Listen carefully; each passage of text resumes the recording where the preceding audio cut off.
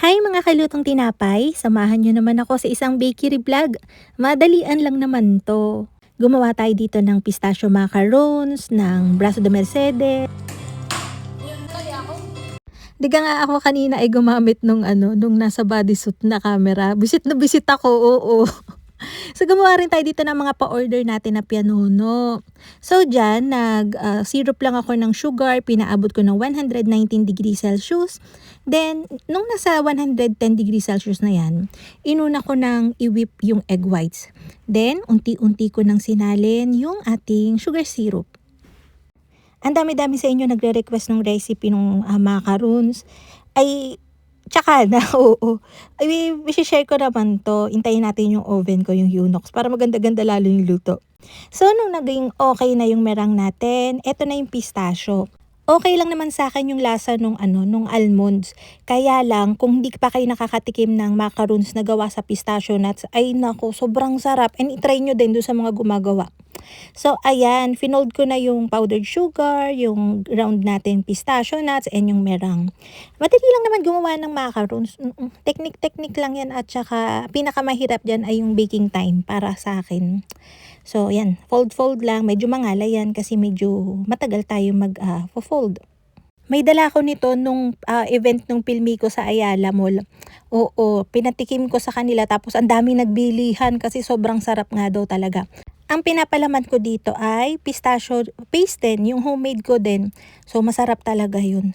Eto nga, hindi ko na kinaya yung pagtatripod dun na naka-bodysuit kasi ay ang hirap gumalaw. Oo, tsaka feeling ko mahilo din talaga yung video kaya hindi talaga magkakaari.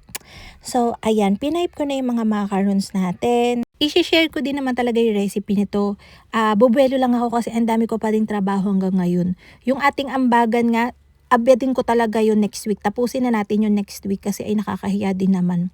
So, ayan. Pagkatas natin i-pipe yung macarons, pinapadry ko lang yan. And then, dito na tayo sa paggawa ng ating brazo de Mercedes. Dalawang tray lang to. May nakikita kayo dyan mga egg whites. Yan ay siguro mga 4 days na. So, yan. Iniipon ko yan kapag egg yolks lang yung gamit ko para kunyari, yan, gagamit ako, ay meron na. Gumawa na rin ako dito ng buttercream. Ito yung ipapalaman natin sa pianono. Yan, gumawa ako ng bali 2, 4, 6, 6 na flavor. Na-share ko na yung recipe nito kailan lang. Try nyo yun, masarap talaga yun. Gamit ko doon is blueberry emulko, strawberry emulko, coffee, chocolate, at saka pandan. Meron pang isa, limot ko lang. 8 yatang tray pala yung nagawa ko. So, ayan, yung brazo de Mercedes natin. Binibake ko to 150 degrees Celsius. Mabilis lang dito sa oven ko kasi around mga 12 minutes lang to. So, yan. After nyan, papalamanan ko na yung mga pianono kasi pipick upin na rin to maya-maya. Nung hindi ko na nga kinaya yung pagta-tripod, ayan, napilitan akong tapusin yung bakery vlog. Kahit ito lang, nang naka-tripod. Medyo kasi, ang mahirap lang kasi dito para sa akin, yung o-off, mag-on nung record, tapos ay lilipat-lipat mo syempre yung tripod, tapos gagawa ka. Minsan, matagal, o imbis na dire-diretso ako ng kilos, usually, dire-diretso talaga ako tapos ay sabay-sabay ko siyang ginagawa, yung palaman, yung pagtitimpla. Kaya kahit araw-araw kong nagbe-bake o talagang gumagawa ko daily, hindi ko siya ma-videohan kahit gusto ko kasi nga ay kakahuli na ako sa oras. So ayan, yung blueberry natin na pianono, meron ako ditong homemade din na blueberry jam. Bukod sa buttercream, pinapalaman ko din yan para masarap.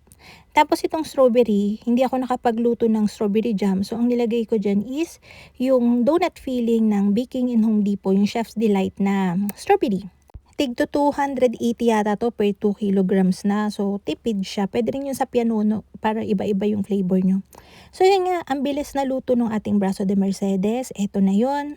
Right after baking, tinatanggal ko kagad yan sa pan. Medyo madikit yan pagkakaahon lang, so dahan-dahan yung pagtatanggal ko. Tinatanggal ko din yung dikit ng parchment paper sa gilid para hindi mag-collapse or mangulubot yung ating brazo de Mercedes. Masarap to ng frozen. Kaya after ko siyang ma-roll yun and mapalamanan, nilalagay ko lang to sa freezer. Ayun, nag-proceed ulit ako sa pagpapalaman ng mga pianono natin. Ito yung chocolate.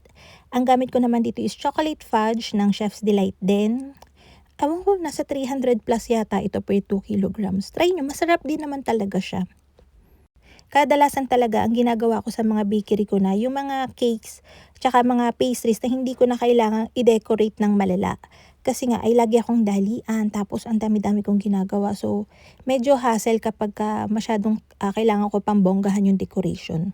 Eto na yung feeling natin ng Brazo de Mercedes. Kanina ko pa 'to tinimpla kaya malamig na siya.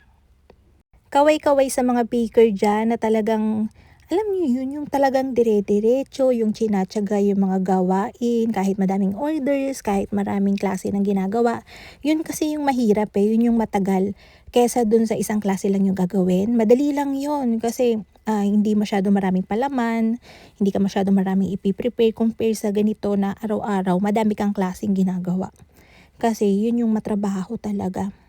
Ginagawa ko araw-araw nasa 18 to 22 to 25 na klase ng tinapay, ng mga cakes, ng pastries, ng cookies. Oo, ang dami. So, pinagkakasya ko yun sa loob ng 9 to 10 hours. So, yun lang. Sana nag-enjoy kayo. Thank you. Bye-bye!